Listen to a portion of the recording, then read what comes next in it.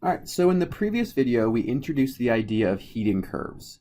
And we said in these curves, we plot temperature versus enthalpy, or heat, right? And the idea here is that as we start at a low temperature, we're at a low enthalpy, and we're increasing the enthalpy until we reach a specific temperature. That's our melting temperature. Once we reach that temperature, as we increase the amount of enthalpy, or the amount of heat in a sample, we don't see a corresponding change in temperature, and that's because at this place, all of the heat added is going to convert the solid to a liquid. Once we've melted the sample 100%, any heat that we add in increases the temperature again until we reach our boiling point. At that point, any heat we put into the sample goes to breaking the intermolecular forces and converting our liquid to a gas. And once all of the sample has been converted to a gas, heat that we add in goes to increase the temperature of our sample again. So we said that in the regions of our curve, 1, 3, and 5, where the temperature is changing, and we learned that for all of these regions, we can describe this reaction as Q, or delta H, equals the mass of the sample times the specific heat times the change in temperature. Okay, so the idea with this equation is we're able to correlate the change in the x-axis, right, our delta H here, to the change in the y-axis, our delta T. And the slope of the line is going to be related to the mass of the sample times its specific heat. Okay, so C here we define as specific heat,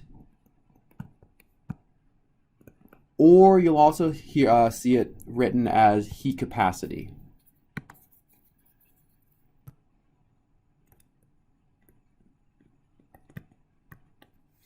All right, so the idea behind this parameter, this term, is it's the ability of a substance to absorb heat. Okay, to absorb energy. So really large heat capacities, so the larger the value of C, the better a sample is at absorbing heat.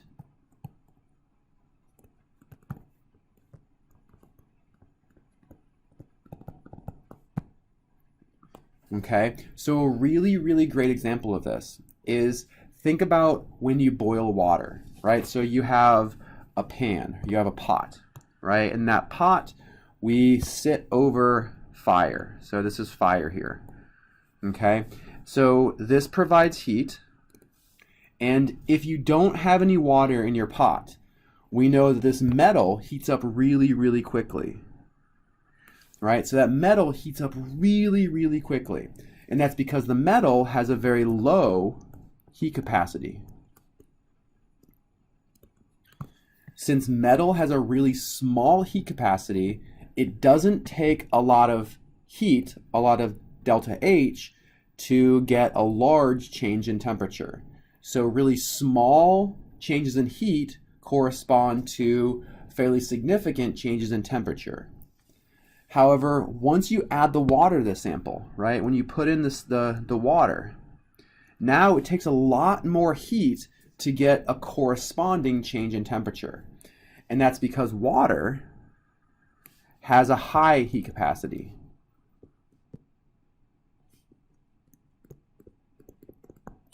So a high heat capacity means water has the ability to absorb a lot of heat, and we don't see a lot of change in temperature.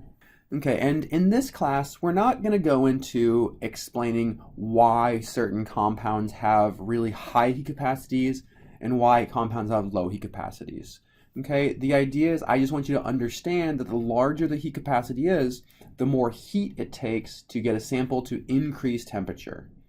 All right, and let's see a couple examples of these calculations. All right, so just some quick information here. Water has a heat capacity of 4.184. This is joules per gram Kelvin, and this is a 4 here. 4.184 joules per gram Kelvin. And aluminum, a metal, has a heat capacity of 0.9 joules per gram Kelvin. All right, so what we're going to do is we're going to figure out, let's say if we have exactly a 10-gram sample. So we have 10 grams of water, 10 grams of aluminum.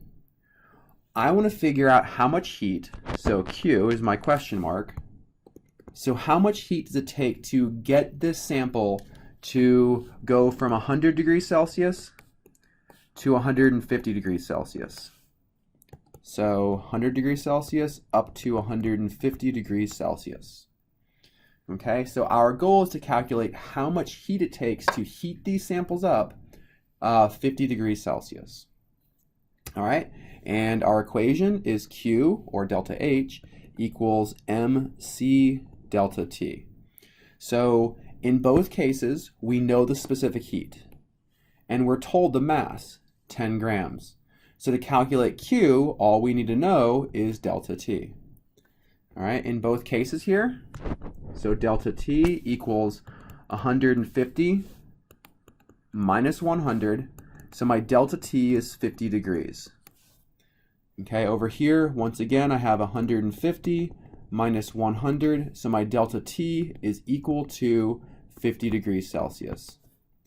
All right, so the really nice thing about this equation and these calculations is that a change in temperature in degrees Celsius is the same as the change in temperature in Kelvin. So this delta T is equal to 50 Kelvin. If you had gone through and converted 150 to Kelvin and converted 100 to Kelvin, you would still see the delta T is 50 Kelvin. Okay, so that's one really nice thing to keep in mind. And now that we know delta T, all we need to do is plug these values in and calculate Q. So Q equals our 10 grams times the specific heat of water is 4.184 joules per gram Kelvin, and our delta T is 50 Kelvin. So plugging this in, we see that it takes 2,092 joules of heat to take this sample of water up 50 degrees Celsius. If we do the same thing for aluminum, the only difference is going to be our specific heat value, or our heat capacity. Now it's 0.9 joules per gram Kelvin, and delta T is still 50 Kelvin. So in this case, Q equals 450 joules. Okay, so we're able to very easily calculate the heat of these reactions if we know the heat capacity, the mass, and the change in temperature. Just one kind of heads up thing to keep in mind is that you might see the specific heat given in joules per mole Kelvin or joules per mole degrees Celsius. So just keep an eye out for what the unit of the amount is. It'll either be in gram or mole, and that's going to influence whether you want to use mass or moles in your equation.